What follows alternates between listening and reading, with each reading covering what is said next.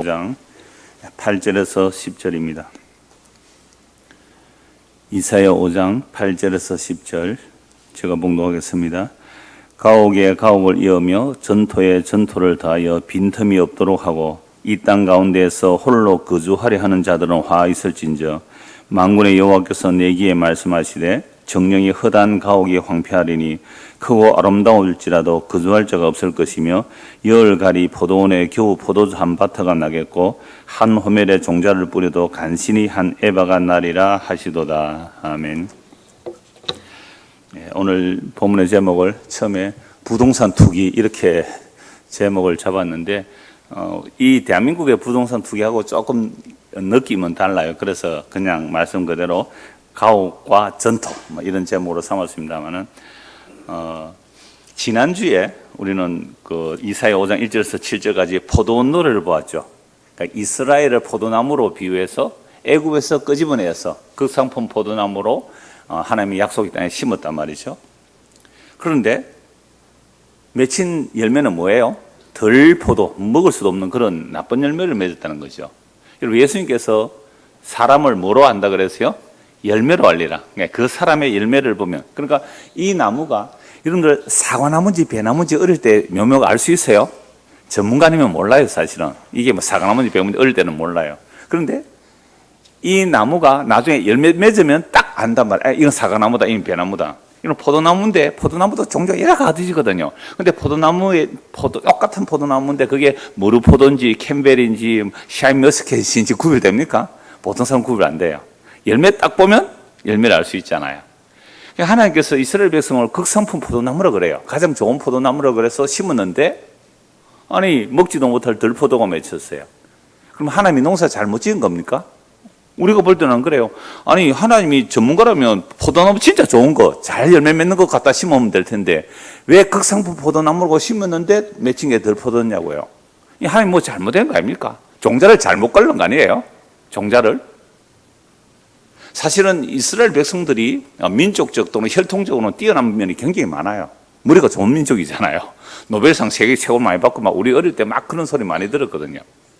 그런데 예수님 죽인 민족인데요. 그러니까 이 이스라엘을 통하여 인간이 왜 좋은 열매 맺을 수 없는지를 사실은 다 드러내는 거예요. 그게 구약성경 전체고요. 결국 언제까지 드러내야 하느냐면 율법을 통하여 인간이 어떤 죄인인지 드러내는 게 율법의 기능이거든요. 그래서 율법에 비추어 너희들은 이렇게 하지 못했기 때문에 이런 저주를 받는 거야를 쫙 다 드러내요. 그러고 나서 이제 지난주 결론처럼 예수님만이 참 포도나무다. 그러니까 어떤 인간도 참 좋은 열매를 못 맺더라. 그럼 예수님께서 어떤 열매를 맺어요? 자기 죽음, 자기 희생으로 유대인이든 이방이든 자기 피로 구원하여 참 열매를 맺게 하시는 거죠. 그게 이제 긍휼의 열매다. 하나님의 은혜의 열매다라는 거죠. 그래서 정말로 하나님의 은혜가 임하게 되면 목숨을 바쳤다 할지라도, 정말 전 재산을 다 바치고 자기 몸을 불사르게 내어줬다 할지라도, 순교했을지라도 이것은 내가 한 것이 아니요 하나님의 은혜가 헛되지 아니하여 이렇게 되었습니다라고 자기 부인을 하고 하나님의 은혜만 드러내는 것, 이게 바울 사도의 고백이잖아요. 그러므로 하나님의 언약이 예수 그리스도의 십자가로 성취되기까지 인간의 죄가 어떤지 다 드러나는 거죠.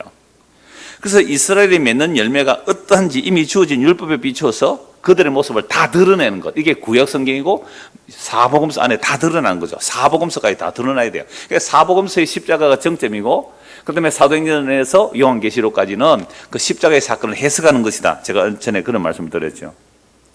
그래서 오늘 본문은 부동산 투기에 관한 책망의 말씀인데, 우리나라 부동산 투기 좀 다릅니다만 나중에 이것도 잠시 언급을 하겠습니다.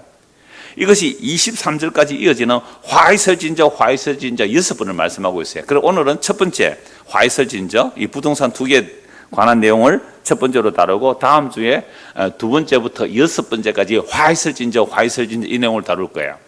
그러니까 지금 포도나무에서 덜포도를 맺혔는데 그 덜포도 맺힌 그 첫째 열매, 하나님께서 공의와 정의를 바라셨는데 악한 열매를 맺을 때 첫째가 뭐라고요? 부동산 투기가 일어나는 거예요. 이게 덜포도를 맺힌 거예요. 이제 다음 주에 둘째, 셋째, 넷째, 다섯, 여섯째까지 볼 것이고, 10장에 가면 또 화이설진가 또 나와요. 이사야에서 굉장히 많이 나오잖아요. 여러분 예수님께서 마태복음 23장에서 바리새인들을 보고 뭐라 그래요? 화 있을진저, 화 있을진저 같은 표현이에요. 히브리어나 헬라어를 보면 문장의 문법과 상관없이 제일 중요하게 여기는 단어가 처음 나와요. 그러니까 히브리어 순서대로 하면 화 있을진저 해놓고 이 말씀해요. 그러니까 우리는 이제 문장을 번역하면서 화 있을진저를 좀 뒤로 밀었지만 첫 단어가 화 있을진저 이렇게 되어 있는 겁니다. 그래서 오늘 보면 다시 한번 읽겠습니다. 화 있을진저 이게 먼저 나온다 그랬습니다. 8절에서 10절. 가옥에 가옥을 이으며 전토에 전토를 다하여 빈틈이 없도록 하고 이 땅 가운데서 홀로 거주하려 하는 자들은 화 있을진저. 만군의 여호와께서 내게 말씀하시되 정령이 허다한 가옥이 황폐하리니 크고 아름다울지라도 거주할 자가 없을 것이며 열가리 포도원에는 겨우 포도주 한 바트가 나겠고 한 호멜의 종자를 뿌려도 간신히 한 에바가 나리라 하시도다. 자, 이스라엘 백성들이 하나님의 언약의 말씀을 버리고 지금 뭘 하고 있어요? 가옥에 가옥을 이으며 전토에 전토를 더한다. 우리 식으로 말하면 그냥 쉽게 부동산 두 개가 되는 거예요. 이걸 다른 번역을 보면 이렇게 되어 있습니다. 집을 연달아 차지하고, 그래 집을 하나 차지했단 말이에요. 어떤 권력자가 약한 자의 집을 하나 차지했어요. 집을 연달아 차지하고 땅을 차례대로 사들이는 자들이죠. 이들이 모든 땅을 빈틈없이 가옥에 가옥을 전토에 전토를 다하여 어떻게 하려고요? 자기 혼자 이 땅 가운데서 홀로 거주하려 하는 자들은 어떻게 해요? 화 있을진저.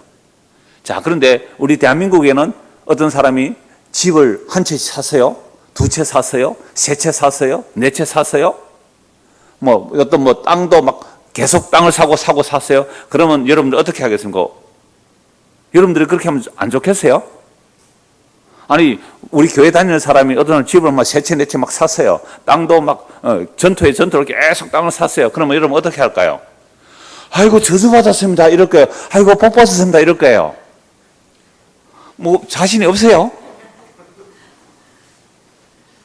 그 얘기예요, 지금. 가옥에 가옥을, 전토에 전토를. 그래서 막 부동산 두 개에서 집도 많아지고 땅도 많아지는데 이걸 뭐라고요? 화 있을진저, 이 저주받을 자들아. 너는 저주받았다. 주택이 많은 자들아, 땅이 많은 자들아. 이런 말씀이에요. 우리나라는 이렇게 되면 복받았다 하겠죠. 그러나 이스라엘에서는요, 이게 저주를 자초하는 거예요. 그러나 만군의 여호와께서 선지를 통해 말씀하시는데 너희가 그렇게 멋진 가옥을 지었지만 이 가옥을 어떻게 해버리겠다고요? 아무리 그 가옥이 아름다울지라도 황폐하여 사람이 살지 못하도록 하겠다. 집 멋있게 지어놓으면 뭐합니까? 여러분 대방동 요 옆에 가면 큰 주택 하나 있잖아요. 제가 창원에 24년 전에 올 때도 그게 빈집이었거든요.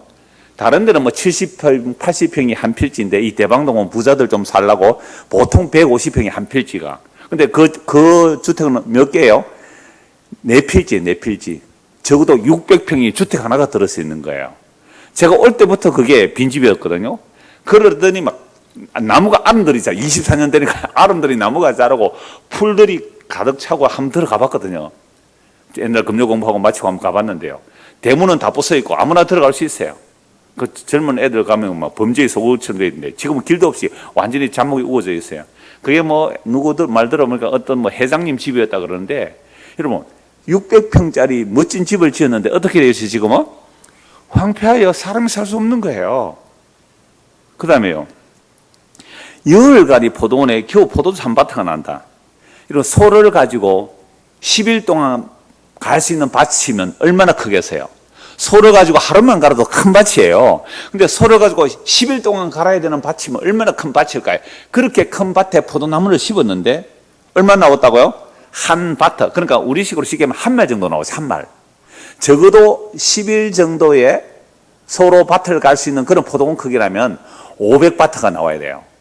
그러니까 포도주를 짜면 한 500말 정도 나오는데 뭐 나왔다고요? 한 말. 이거는 농사가 완전히 망친 거 아닙니까?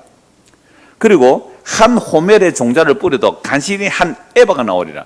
그러니까 여러분 곡식이라는 것은 30배, 60배, 100배거든요. 농사가 잘 안 되면 30배예요. 중간 정도 되면 60배예요. 잘 되면 100배까지 나오잖아요. 그런데 여기서 곡식을 한 호멜을 뿌렸다면 우리 그 공동모님 한 섬, 10마리 뿌렸어요.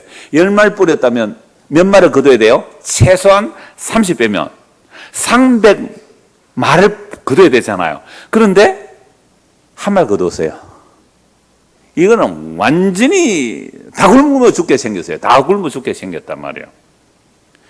그러니까 왜 이런 결과가 나왔습니까? 부동산 투기 하지 말라고 그랬어요. 그런데 부동산 투기했기 때문에 이런 거예요. 레위기 25장 한번 보십시오. 레위기 25장입니다.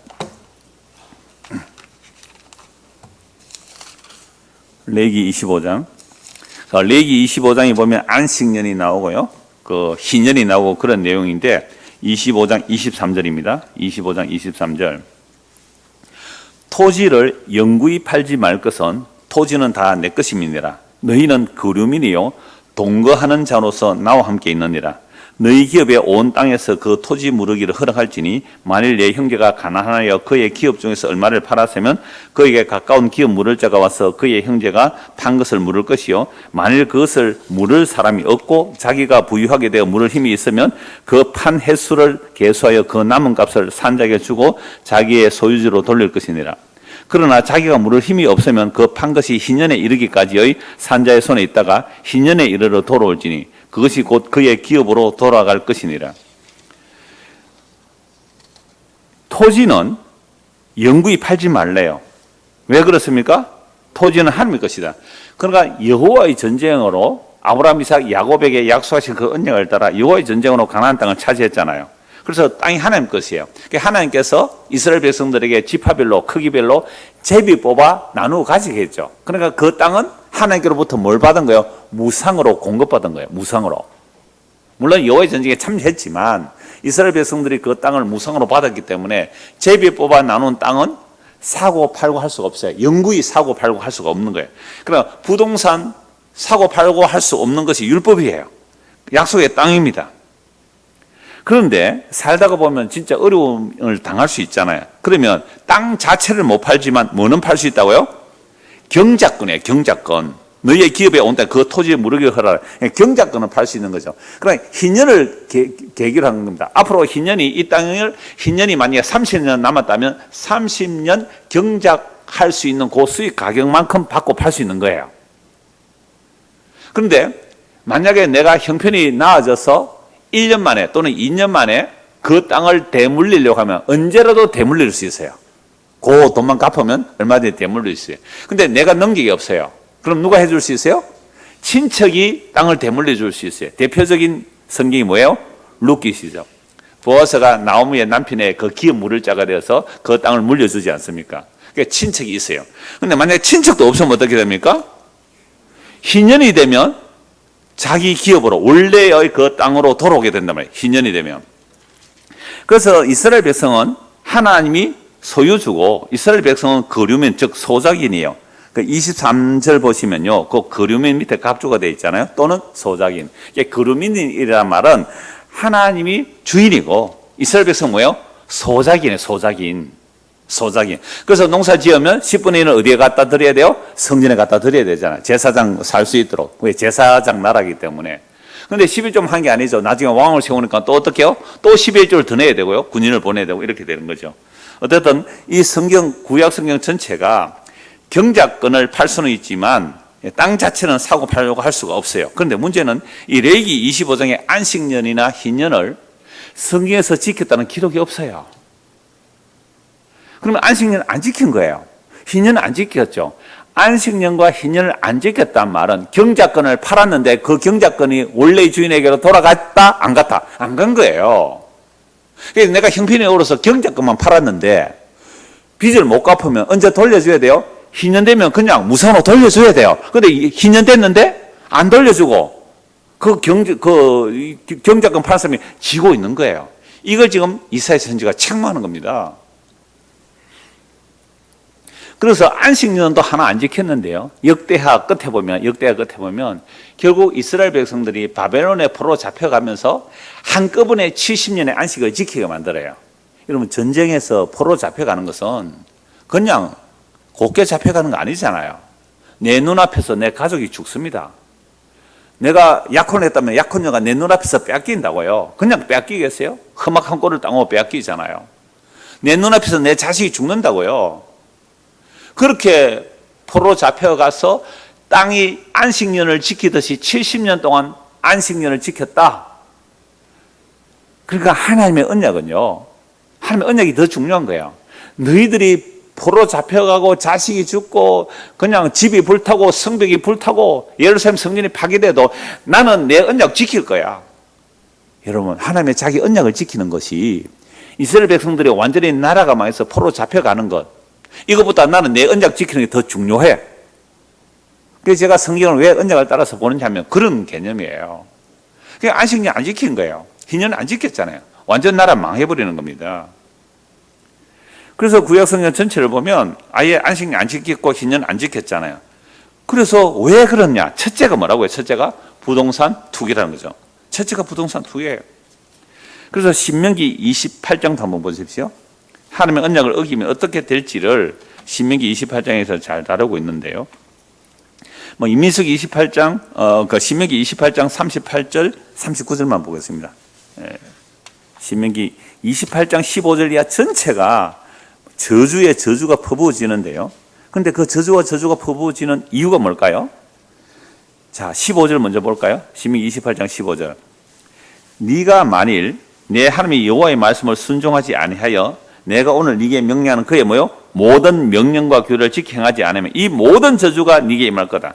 성읍에도 저주, 들에도 저주, 떡방주 거래에도 저주, 온갖 저주가 나오는데 심지어 적들이 쳐들어와서 포위가 되면 자기가 낳은 자식까지 삶아 먹을 것이라고 그런 저주가 다 퍼부어지는데 오늘 읽었던 이사야 5장 7절, 8절, 9절, 10절에 그 저주가 어떤 저주냐면 28장 38절 내용입니다. 38절, 39절 보십시오. 네가 많은 종자를 들에 뿌릴지라도 메뚜기가 몸으로 거둘 것이 적을 것이다. 그러니까 서로 여흘가리 밭에서 포도주가 500바트가 나와야 정상인데 뭐요? 한 바트밖에 안 나오는 거예요. 포도원을 심고 가꿀지라도 벌레가 먹음으로 포도를 따지 못하고 포도주를 마시지 못할 것이다. 이 저주가 그대로 임한 거죠. 그러므로 성경에서 단 한 말씀만 어겨도 하늘로부터 기근이 와서 아예 농사 짓고 살아갈 수 없는 그런 상황. 그래서 나라가 망해버리게 되는 거죠. 그래서 화 있을진저 6개가 연결되어 나오는데 첫째가 뭐라고요? 결국 부동산 투기예요. 가옥에 가옥을, 전투에 전투를 더하였다는 것은 힘있고 권력 있는 자들이 가난하고 힘든 자들이 경작권을 팔았는데 그 경작권이 희년되면 돌려주는데 안 돌려준 거예요. 그리고 레위기 25장에 보면요, 주택은 성읍 안에 있는, 그러니까 성벽이 둘러져 있는 성 안에 있는 주택은 1년 팔 수 있어요. 집은 파는데 1년 안에 대물릴 수가 있고 1년 안에 못 물리면 그 집은 영원히 산 사람의 소유가 돼요. 그러면 성벽 안에는 도시잖아요. 도시 안에 집은 어떻게 해요? 샀다면 1년 안에 빚 못 갚으면 그 집은 내 거예요. 그럼 어떻게 해요? 주택에 가옥이 막 자기 집이 늘어나겠죠. 성 밖에 있는 집은요, 토지처럼 돼요. 토지처럼. 그거는 되물릴 수 있는 거거든요. 이게 성 안에 누가 삽니까? 성 안에 누가 살아요? 권력자들이 살죠. 정치적이고 또는 경제적이고 종교적 권력자들이 성 안에 살잖아요. 농사 짓는 사람은 성 밖에 살아요. 성 안에 있는 자들이 집을 담보 잡고는 어떻게 해요? 1년 안에 못 갚으면 어떻게 해요? 자기 걸 만드는 거잖아요. 여러분들, 은행도 그렇지만 특히 제2금융이라든지 사금융 돈 빌려주면 집을 담보로 잡혀서 돈을 빌리잖아요. 1년 안에 못 갚으면 어떻게 해요? 바로 경매 쳐서 차압 들어오는 거예요. 그러면 그 사람을 가옥을 계속 더 하는 거죠. 이렇기 때문에 화 있을 진짜 나라가 망하는 거예요. 여러분, 성경의 이런 토지 제도는요, 빈익빈 부익부를 막을 수 있는 가장 좋은 토지 제도예요. 제가 아는 한 어느 나라에서도 이런 레위기 25장의 토지 제도를 시행하는 나라는 없습니다.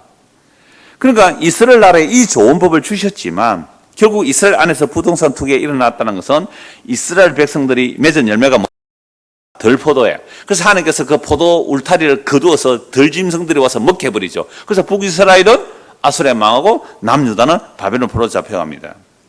그러니까 우리가 지난주에 보던 마태복음 21장에 악한 포도원 품꾼의 비유가 나오잖아요. 악한 포도원 품꾼. 아니 아까 우리가 이미 레위기에서 읽었잖아요. 하나님은 땅의 주인이고 이스라엘 백성은 뭐예요? 소작농이라 소작농. 소작인이라고 해요. 그래서 포도원을 맡겨놓고 받으러 보냈더니 어떻게 해요? 때리고 죽였어요. 종들을 더 많이 보니까 또 때리고 죽였어요. 마지막에는 누구를 보냈어요? 아들을 보내면 존경할 줄 알고 아들을 보냈더니 그 아들마저 죽여버리고 이 땅을 우리가 차지하자. 여러분들이 그 밭의 주인이라는 어떻게 하겠어요? 다 진멸해버리겠습니다. 이걸 유대인들이 알아들어요. 주여 우리에게 그런 일이 안 일어났으면 좋겠습니다. 그러니까 예수님 뭐라 말씀하세요? 그렇다면 건축자의 버린 돌이 모퉁이의 머릿돌이 된다는 말이 어떻게 이루어지겠니? 그러면 나는 너희들에 의하여 죽임 당하는 게 맞아 이렇게 하시는 거예요. 이게 공구 비유예요.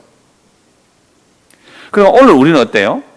여러분 우리는 우리 집을 내 것이라고 생각합니까? 나는 내 돈 주고 내 이름으로 등기되어 있어도 그거 내 집이라고 해요? 주님의 것이라고 해야 돼요? 대답하기 곤란해요. 그게 내 집이에요? 주님 것이에요? 주님 건데 내 것이라고 하면 그게 뭡니까? 이게 똑같은 악한 포도원 품꾸는 것과 똑같은 거예요. 주님 것을 내 것이라고 고집하면 안 살아왔어요? 재산도 자식도 내 것도 다. 그러니까 유대인들만 나쁜 놈들이 아니고요. 우리가 예수를 믿는다면 적어도 예수가 나의 주인이고 하나님이 나의 주인이라고 믿는다면 우리도 악한 포도원 품꾼들이에요. 주님께서 내놓으라 하면 내놓겠어요? 지난주도 이런 말씀 드리니까 여러분들이 굉장히 공포스러워서 오늘 많이 적게 왔습니다, 지금.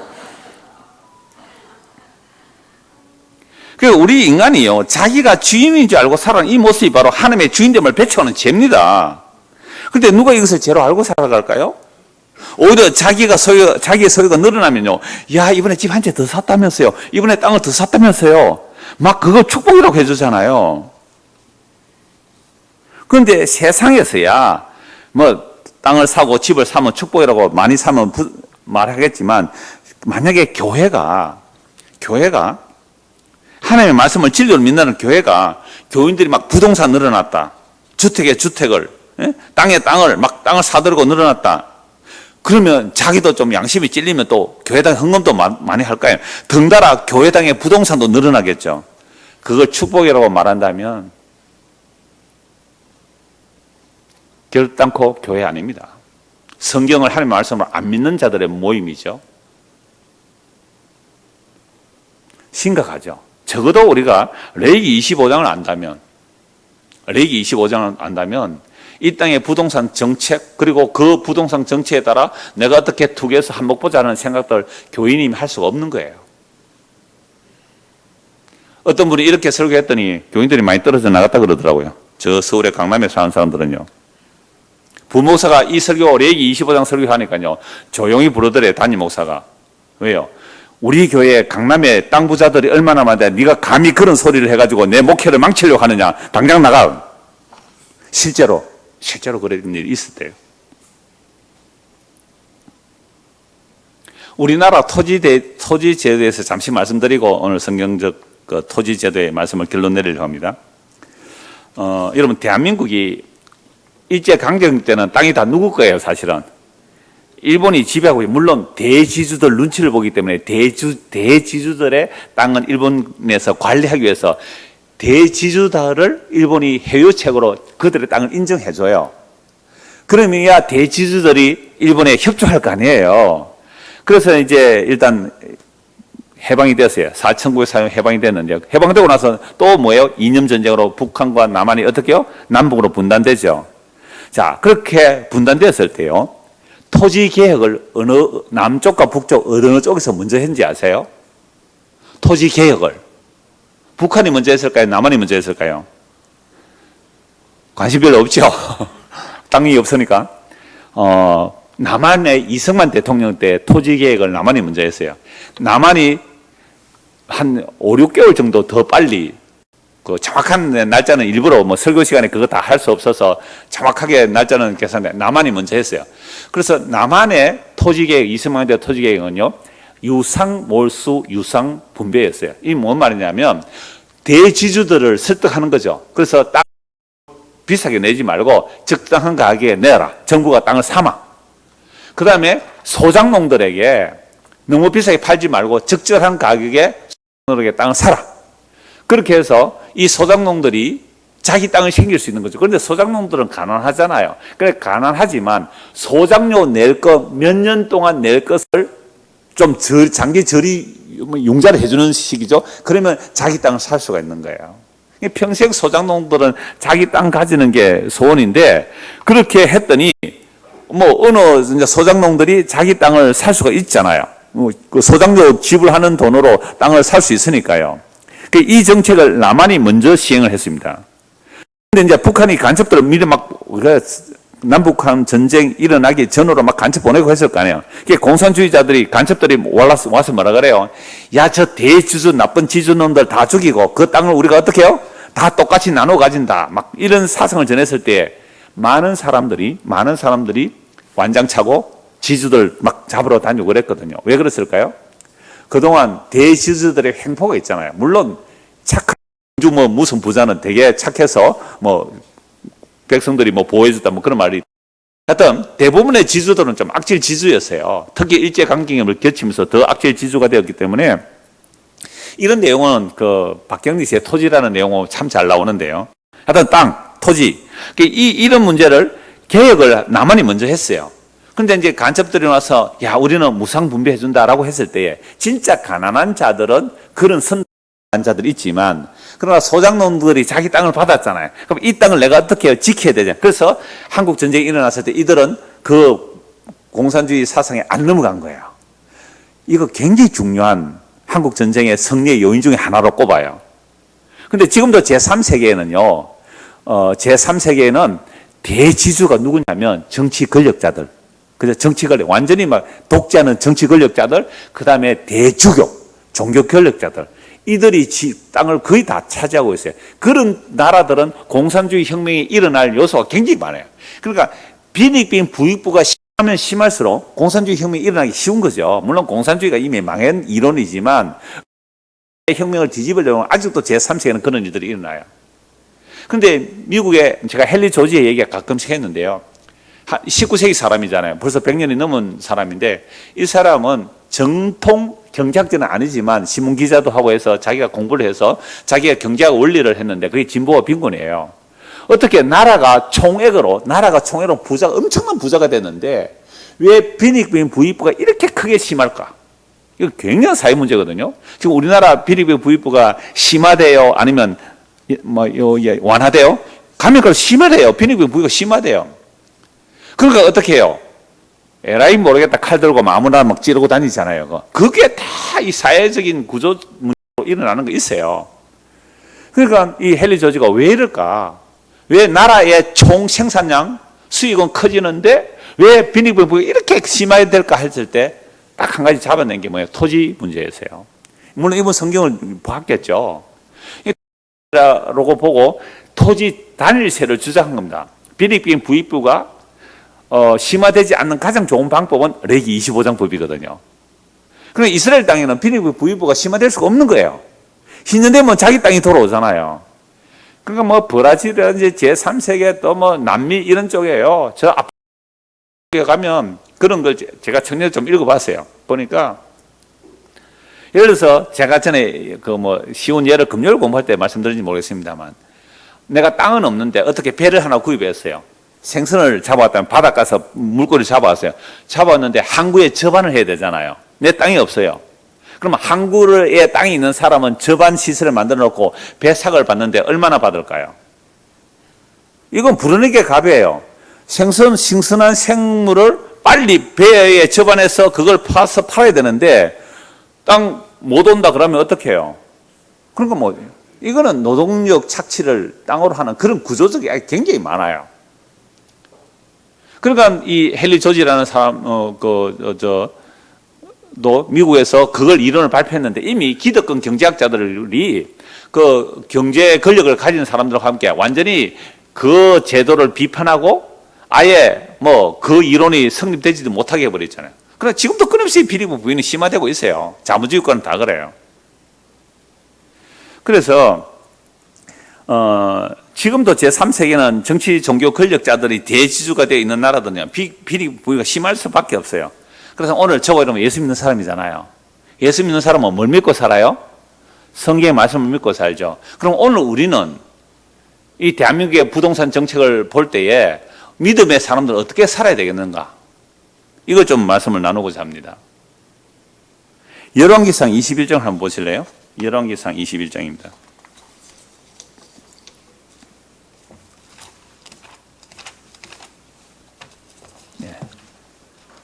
우리가 이제 열왕기상 곧 들어가는데요. 열왕기상 21장 한번 보십시오.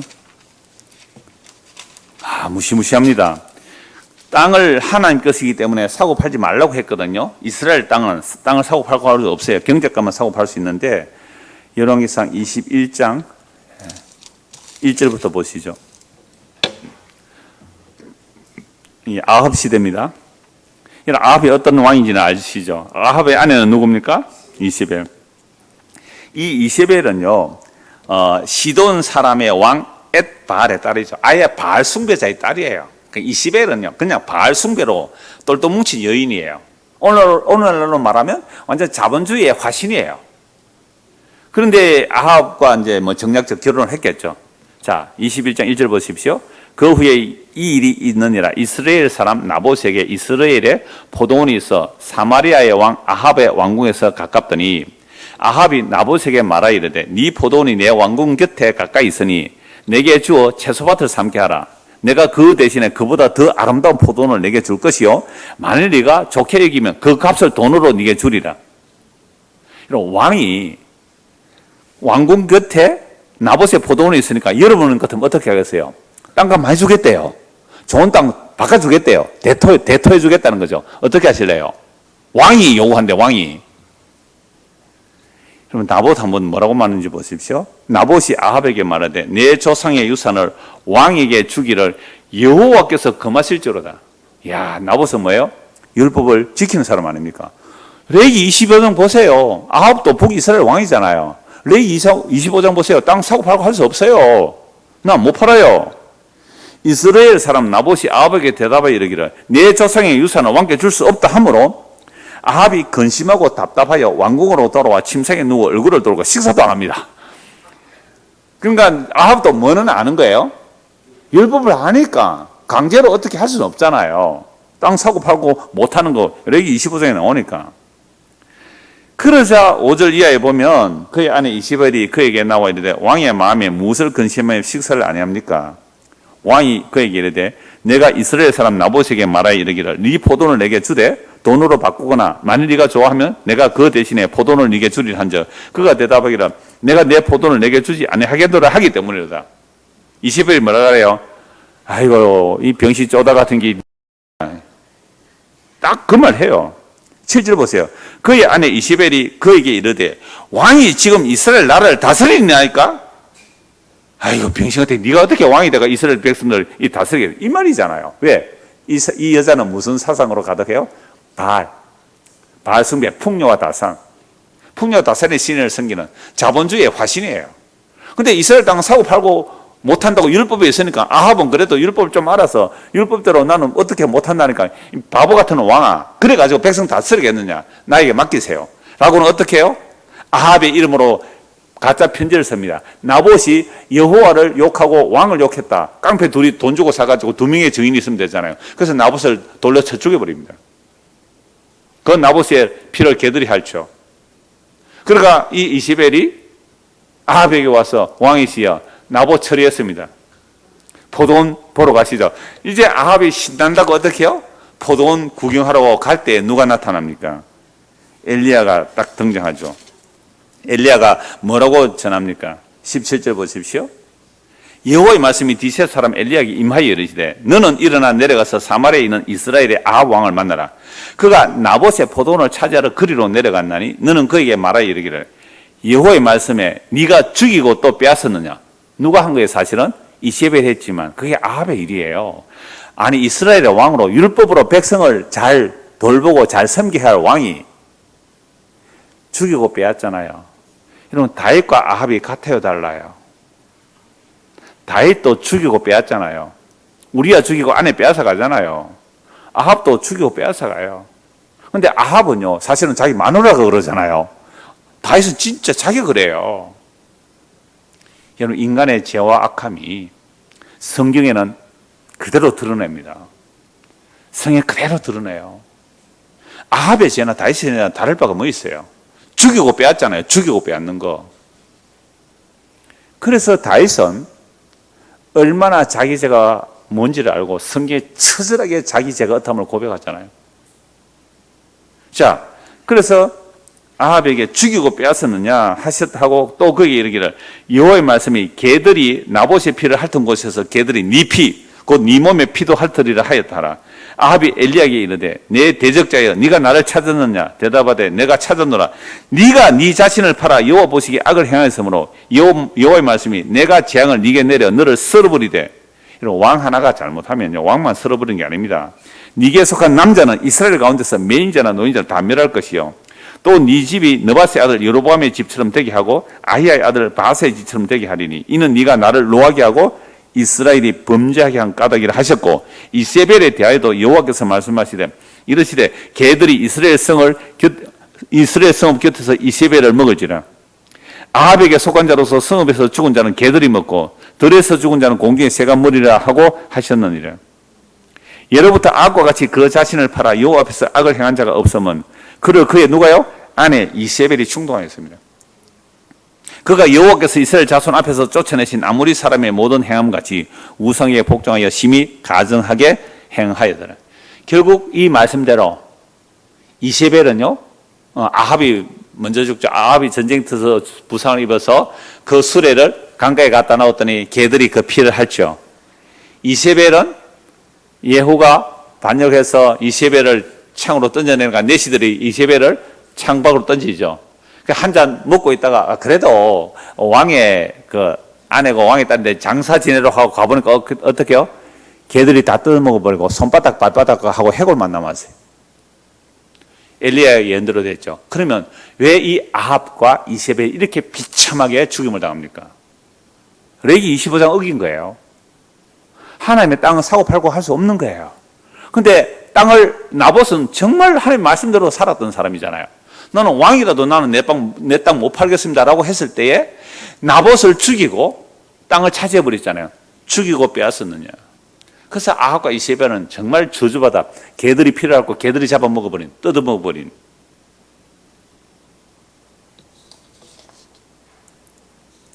그래서 구약 성경 전체가 율법을 따라 살지 못했을 때 어떤 저주가 임하는지 이렇게 다 드러내는 거예요.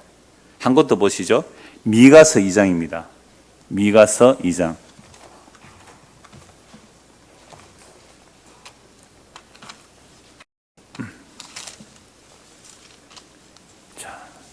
미가서는요, 남유다와 북이스라엘에 다 경고하는 선지자인데요. 미가 2장 1절을 한번 보십시오.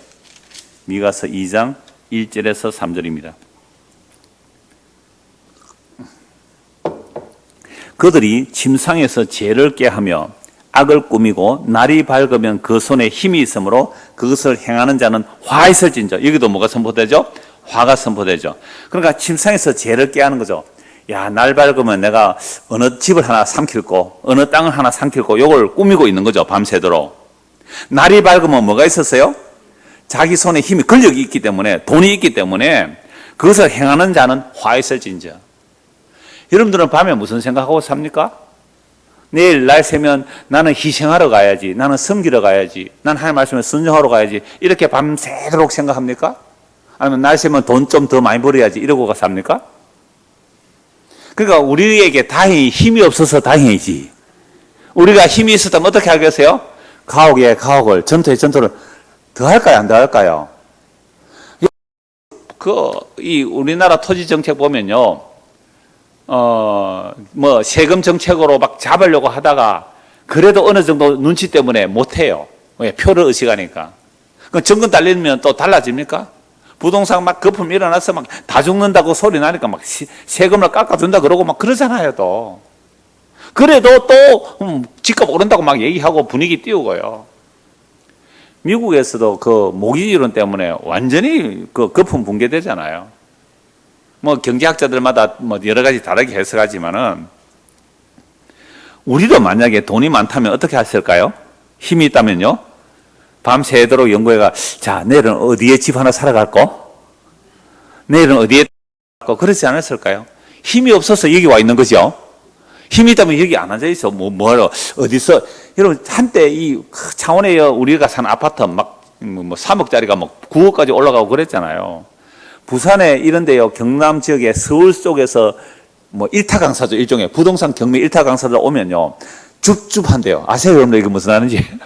막 줍는 거예요. 막 나왔다 땅을 막 주어요. 그래서 팔면 어떡해요?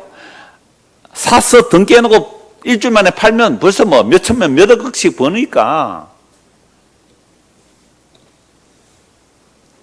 이래서 막 돈 벌면 우리는 어떻게 해요? 아이고 집사님 복 받았네요. 부자 됐네 이럴 거 아니에요. 근데 성경 뭐라 그래요? 화 있을진저, 화 있을진저. 이런 설교하면 땅 가진 사람들, 집 많은 사람들 기분 좋을까요? 나쁠까요? 그래서 보십시오. 2절 보세요. 밭들을 탐하여 빼앗고 집들을 탐하여 차지하니 그들이 남자와 그의 집과 사람과 그의 산업을 강탈하도다. 이런 자는요. 밭들을 딱 탐하여 빼앗는 거예요. 경작권 딱 팔잖아요. 그럼 어떻게 해요? 경작권 팔았는데 이 사람이 자기 땅을 대물리기 위해서 옆에서 막 돈 좀 빌리려고 하면 돈 빌려주라 하면 빌려주지 말라 그럽니까? 빌려주지 말라. 이게 힘 있는 자가 하는 거예요. 그러면 그 밭이 결국 누구 것이 되죠? 내 것이 되는 거잖아요. 밭들을 탐하여 빼앗고 집들을 탐하여 차지하잖아요. 그들이 남자와 그의 집과 그 사람과 그의 산업까지 다 강탈해버려요. 그러므로 여호와의 말씀에 내가 이 족속에게 재앙을 계획하나니 이의 목이 이에서 벗어나지 못할 것이요 또한 교만하게 다니지 못할 것이라. 이는 재앙의 때임이라 하셨느니라. 결국 이사야 선지자의 말씀이나 미가 선지자의 말씀은 북이스라엘과 남유다 이들이 다 뭘 했다고요? 가옥에 가옥을 전투에 전투를 더함으로 저주받아 나라 완전히 망해버렸습니다. 이게 성경의 토지에 대한 결론이에요. 그러면 오늘날 이 신약시대에 예수를 믿고 사는 우리는 어떻게 살아야 됩니까? 라고 질문할 수밖에 없죠. 성실히 일하십시오. 열심히 정직하게 일하십시오. 정당하게 번 돈으로 집을 살 수 있으면 집도 사십시오. 그러나 우리가 정말로 우리는 적어도 이 또는 장로교 이런 전통은요, 마틴 루터 칼빈 종교개혁의 원리들을 원리 때문에 또한 이 자부주의가 발달하기도 해요. 그럼 내가 성실하고 정직하게 일함으로 나의 수익이 생겼단 말이죠. 그 번 수익을 가지고 어떻게 했어요? 그걸 부동산 투기하라 그랬어요. 선한 사업에 부유하게 살라 그랬어요.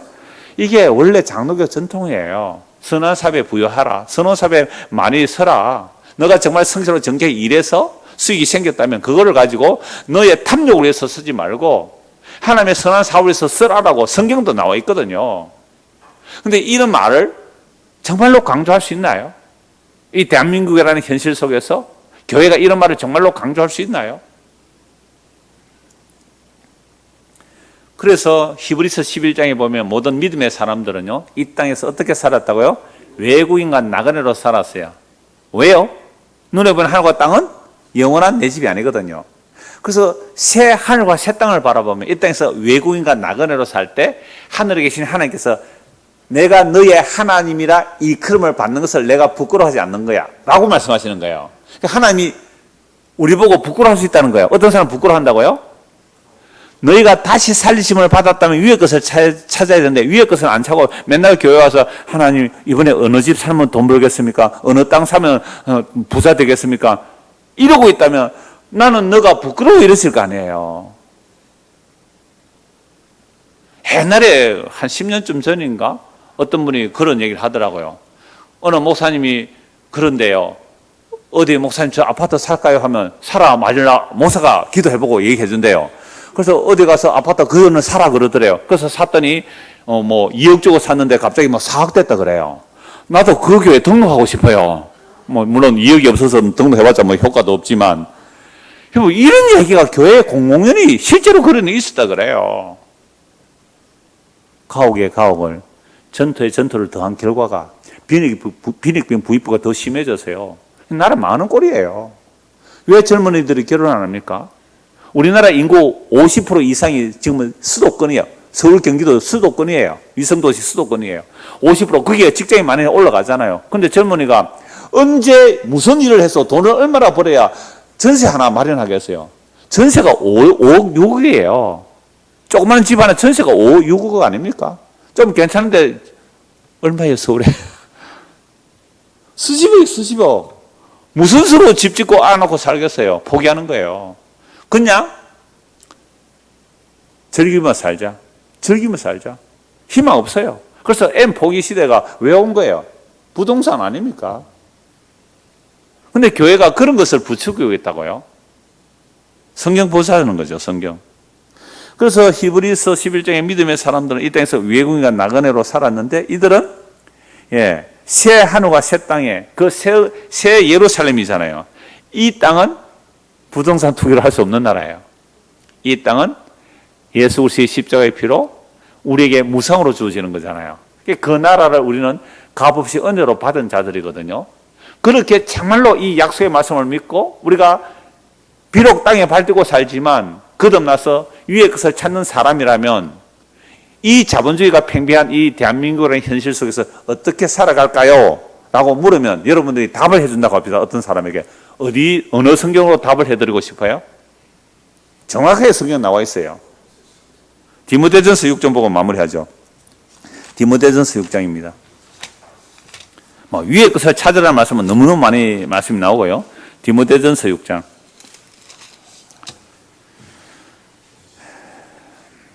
3절부터 보겠습니다. 디모데전서 6장 3절입니다. 누구든지 다른 교훈을 하며 바른 말, 곧 우리 주 예수 그리스도의 말씀과 경건에 관한 교훈을 따르지 아니하면, 그러니까 복음의 말씀, 이 진리의 말씀을 따르지 아니하면 그는 교만하여 아무것도 알지 못하고 변론과 언쟁을 좋아하는 자니 이로써 투기와 분쟁과 비방과 악한 생각이 나며 마음이 부패해지고 진리를 잃어버려 경건을 이익의 방도로 생각하는 자들의 다툼이 일어나느니라. 진리를 뭐로 삼는다고요? 진리를 잃어버려 경건을 이익의 방도로 삼아버리죠. 굉장히 경건하고 거룩한 척하면서 막 기도해 준다 하면서도 저기 가서 땅 사면 부자 될 거예요 하면 이게 뭐예요? 경건을 이익의 방도로 생각하는 거죠. 그래서 6절, 그러나 자족하는 마음이 있으면 경건은 큰 이익이 되느니라. 우리가 세상에 아무것도 가지고 온 것이 없음에 또한 아무것도 가지고 가지 못하리니, 우리가 먹을 것과 입을 것이 있은즉 족한 줄 알까? 이건 지분 포함 안 되네요. 왜요? 나그네로 사니까. 나그네로 사니까. 부하리 하는 자들은 시험과 올무와 여러 가지 어리석고 해로운 욕심에 떨어지나니 곧 사람으로 파멸과 멸망에 빠지게 하는 것이라. 돈을 사랑함이 일만하게 뿌리가 되나니 이것을 탐내는 자들은 미혹을 받아 믿음에서 떠나 많은 근심으로서 자기를 찔렀도다. 아까 두 가지 예를 들었죠. 누구예요? 아합과 이세벨. 하나는요, 미가서. 이사야서 5장과 미가서 2장에 너무나 선명하게 분명하게 나오고 있잖아요. 이거 무엇을 다 어긴 거예요? 레위기 25장의 토지 정책을 어긴 거잖아요. 그래서 북이스라엘 망하고 남유다 망했잖아요. 그러면 이런 성경을 알고 있는 우리 대한민국의 자본주의 사회에서 사는 우리는 그럼 어떻게 살아야 됩니까? 라고 물을 때에 디모데전서 6장이 답입니다. 그래서 11절, 오직 너 하나님의 사람아 이것들을 피하고, 뭐라고요? 이것들, 돈을 사랑하는 탐심을 피하라는 거죠. 돈을 사랑하는 탐심, 그게 마음에 찔러가지고 그게 파멸과 멸망에 빠지는 겁니다. 파멸과 멸망에 빠지는 것, 이걸 가지고 복 받았다고 말해요? 교회가? 큰일 났습니다. 당신 회개하십시오. 화해설지자 이 얘기를 해야 되잖아요. 근데 그걸 막 복 받았다고요. 그래서 목돈이라도 교회 헌금하면 와, 축복 받아가지고 입에 집값이 많이 올라가지고 이런 얘기를 한다는 것은 성경을 안 보는 거죠. 오직 너 하나님의 사람아 이것들을 피하고 의와 경건과 믿음과 사랑과 인내와 온유를 따르며 믿음의 선한 싸움을 싸우라. 영생을 찾아라. 이를 위해 네가 부르심을 받았고, 우리가 부르심을 받은 것은 영생입니까? 세상에 부동산 부자 되는 거예요. 영생을 위해서 부름받았잖아요. 네가 부르심을 받았고 많은 정인 앞에서 선한 정을 하여도다.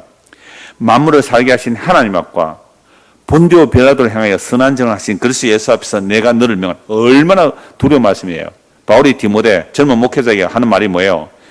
하나님 앞과 마음으로 살게 하나님 앞과 본디오 빌라도 앞에서 선한 전하신 예수 그리스도 예수 앞에서 내가 너를 명하노니 우리 주 예수 그리스도께서 나타나실 때까지 흠도 없고 책망받을 것도 없이 이 명령을 지키라. 기약이 이라면 하나님이 그의 나타나심을 보이시리니 하나님은 복되시고 유일하신 주권자이시며 만왕의 왕이시며 만주의 주시오 오직 그에게만 죽지 않음이 있고 가까이 가지 못할 빛에 가시고 어떤 사람도 보지 못하였고 또 볼 수 없는 이시니 그에게 존귀와 영원한 근원을 돌릴지어다. 아멘. 이 말하면 아멘이 나올 수밖에 없잖아요. 우리가 뭘 믿습니까? 우리가 뭘 믿어요? 하나님이 그의 나타나심을 보일 것을 기다리는 자들 아닙니까? 하나님만이 복되시고 유일한 주권자이며 만왕의 왕이고 만주의 주가 되시고 오직 그에게만 죽지 않음이 있고 가까이 가지 못할 빛에 가시고 어떤 사람도 보지 못하였고 또 볼 수 없는 이시니 그에게 존귀와 영원한 근원을 돌릴지어다. 이 주님을 우리가 믿고 기다린다면 삶은 자명해집니다.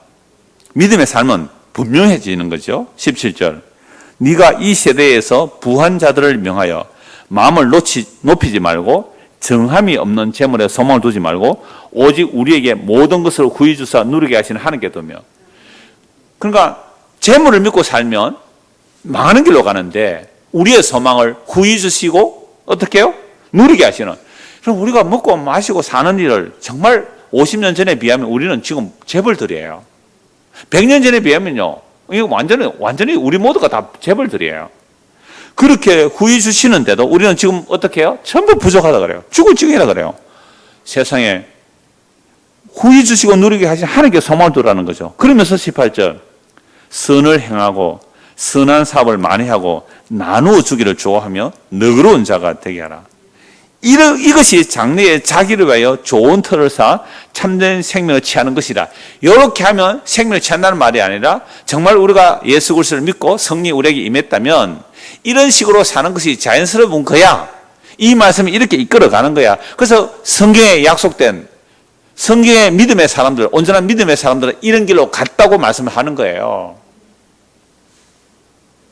그래서 디모데야 망령되고 헛된 말과 거짓된 지식의 반론을 피함으로 네게 부탁한 것을 지키라. 이것을 따르는 사람들이 있어 믿음에서 벗어나느니라. 은혜가 너희와 함께 있을지어다. 그래서 이사야 5장의 말씀과 미가서 두 곳의 말씀을 가지고 신약까지 쭉 연결하면 오늘 이 시대에 신약 시대에 사는 우리들, 대한민국이라는 현실 속에서 사는 우리가 어떻게 살아야 할지는 너무나 자명하게 드러나잖아요. 그래서 우리가 이런 말씀을 믿는다면 이제 우리의 마음이 어디에 빼앗기지 말아야 돼요? 가옥에 전토에 전토를 더하는 그런 사람들을 부러워하고 그런 데 마음이 뺏기지 않고 우리의 마음이 주의 약속에 마음을 두고 살아가는 자들이 믿음의 사람이 아니겠습니까? 이 믿음이 우리에게도 임하기를 간절히 소원합니다. 기도하겠습니다.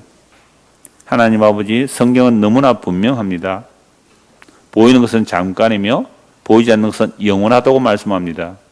그런데도 이스라엘 백성들조차, 율법을 받은 이스라엘 백성들조차 율법을 지키지 않고 가옥에 가옥을, 전토에 전토를, 힘 있는 자들이 약한 자들의 땅을 탐하여 빼앗고 집을 빼앗을 때에 나라가 완전히 망해버렸습니다. 이런 말씀을 오늘 우리가 보고 읽으면서 어떻게 살아야 할지 디모데전서 6장 말씀을 통하여 보았습니다. 우리의 삶도 썩어질 것에 소망을 두지 말고 영원히 누리게 하시는 하나님께 소망을 두고 믿음으로 살아가는 우리 모두가 되도록 은혜를 베풀어 주시옵소서. 예수 그리스도를 받들어 기도드리옵나이다. 아멘.